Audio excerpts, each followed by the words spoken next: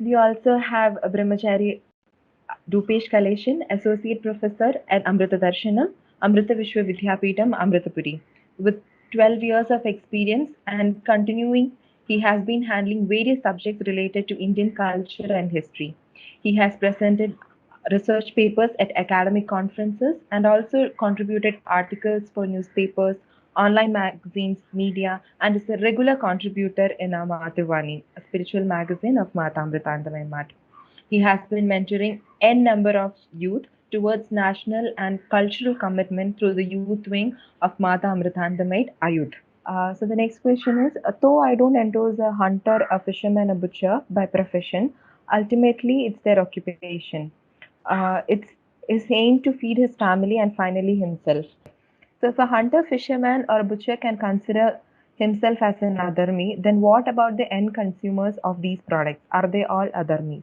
In fact, the student has raised a doubt regarding the usage of word selfish in the vulture jackal story. It's true that both of them tried hard to get control over the situation in their own favors. But at the end, his or her intentions were limited to fill his stomach and feed his or her kith and kin. If a carnivorous animal hunts its prey, can we call it adharma? And does word selfish suit the scenario? I request Rupeshi to kindly answer the question.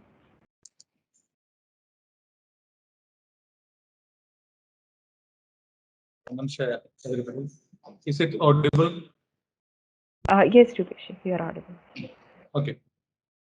So the first part of this question is essentially whether the conduct or the actions of a hunter or a butcher or a fisherman can be considered as adharma, and whether they are adharmis.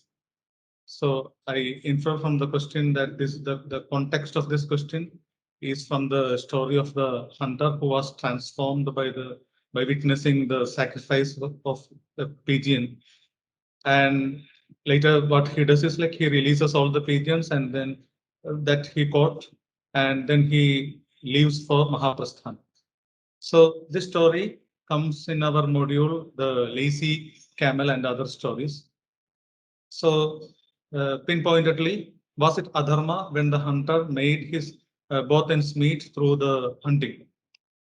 Um, okay. No, it wasn't. No, it wasn't adharma. Then why was it called as adharma when he was transformed?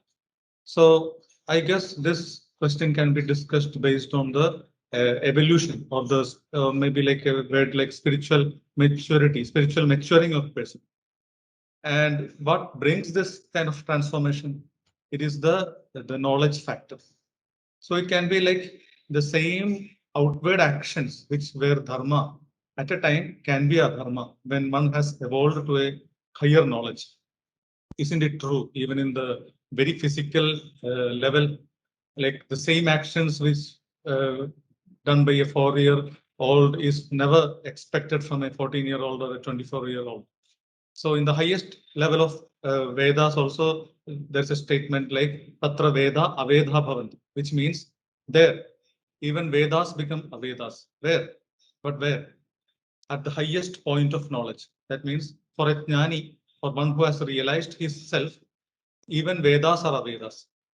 But does that mean that Vedas are of no importance? No, not at all. Of course, Vedas forms the basis of our knowledge, and Vedo Akhilo Dharma Mula. That means Vedas are considered as the root source of knowledge. So it just shows the evolution from one point to the next one. So this could also be made clear by a very popular regional story from Mahabharata. Amma often quotes this story to emphasize the viveka or the clarity of dharma that Yudhishthira had. So, getting with the story, when these boys, that Pandavas and Kauravas, were young enough to take control over the kingdom and its administration, Dhritarashtra, the blind king, asked Vidura that who is the right choice, who would be the right apt king, who can be the next apt king, and whether it would be Duryodhana or Yudhishthira. So, incidentally, when this question was raised, there was a criminal case pending at the court. And the king, being the head of the judiciary, has to announce the punishment for the for the accused, according to the Danda Nidhi. So there were 4 people who were acquitted for murder. And Vidura allotted this case to both Duryodhana and Yudhishthira to make a decision for the punishment. And this was in order to evaluate their understanding of dharma and adharma. So what Duryodhana did was he immediately sentenced all the 4 to capital punishment because they were acquitted of murder. But when it was Yudhishthira's turn, he wouldn't directly jump into a conclusion. Instead, he would inquire, he would want more details about it. And when he realized that 4 of these accused were from 4 different varnas, one was a Brahmana, one was a Kshatriya, another a Vaishya, and another a Shudra, he deliberated for some few moments. And then he decided on 4 different punishments for these 4 people. So the Shudra was given a very lighter corrective kind of punishment and was left almost kind of free. So the Vaishya, the second, the Vaishya was given a little bit more severe punishment, maybe like imprisonment for a few years. The Kshatriya has been sentenced to death, while the Brahmana himself, Brahmana was given that he should himself decide what punishment he should undergo, he should be inflicted upon. So everybody was perplexed with this decision until when Yudhishthira explained why such a decision. He said that the Shudra wouldn't have got a circumstance which enabled him to understand what is dharma and what is adharma. And hence he should just be corrected of his mistake. While one second.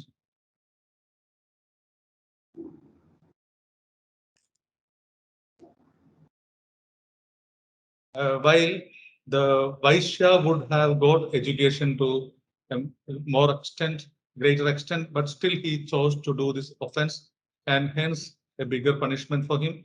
A Kshatriya's dharma itself is to protect people. And if he has committed murder, there is nothing less than death for him. While a Brahmana committing murder is even unheard of. So the Brahmana clearly knows which is dharma, which is adharma.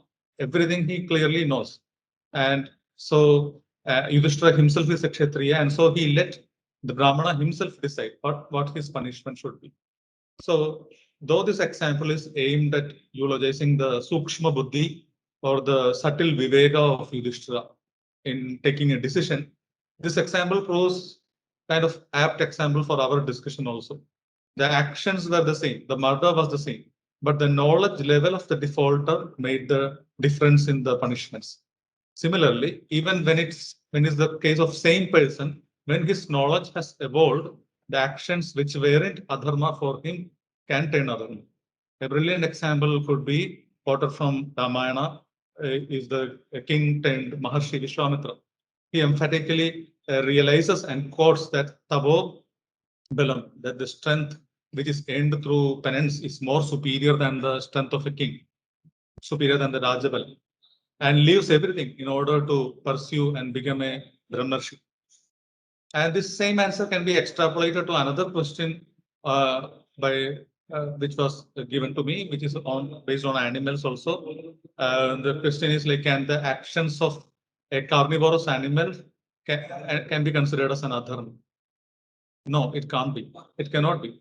It is the nature of the carnivorous animals to relish on meat. So if that be the case, whether the word selfish really suit in this particular scenario. So it was used in the context of the vulture and the jackal in this same module. So, well, I guess first we need to look at the real purpose of such a story, Saropadesha story. So the purpose of each example or story is to convey a definite tattva or a lesson. So this is like a technique which is used in the Panchatantra stories, teaching us a lot of moral values, life insights, etc. through animals and bird stories. It wouldn't be a right question to ask, was it not the dharma of vulture and jackal to somehow earn their livelihood, earn their food? Yes, it is. But this was not really a story which is pictured, which is written by Vyasa in order to discuss on the dharma and the adharma aspect of those animals. This is a story that reveals the crooked intentions behind philosophically appealing sermons, which can happen even in our own life. and so how watchful we have to be.